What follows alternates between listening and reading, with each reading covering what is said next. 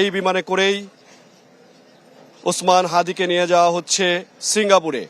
দেশবাসী এবং সবাই অধীর আগ্রহ অপেক্ষা করছেন, যাতে আপনি দেখতে পাচ্ছেন এই মাত্র আসলে এয়ার অ্যাম্বুলেন্সটি উড়ে গেল এবং এয়ার অ্যাম্বুলেন্সে করে সিঙ্গাপুরের উদ্দেশ্যে রওনা হলেন ওসমান হাদি এবং এই এয়ার অ্যাম্বুলেন্সে ডক্টররা রয়েছেন।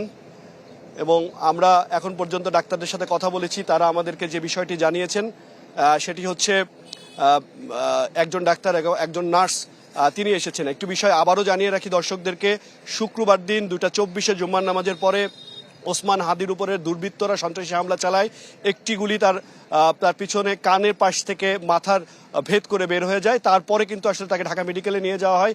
সেখান থেকে এভারকেয়ারে দ্রুত সময়ে এভারকেয়ারে নিয়ে আসা যায় উন্নত চিকিৎসার জন্য। এভারকেয়ারে 2 দিন চিকিৎসা শেষে ডাক্তাররা গতকাল রাতে বলেন যে তাকে আরও উন্নত চিকিৎসার জন্য সিঙ্গাপুর নিয়ে যেতে হবে।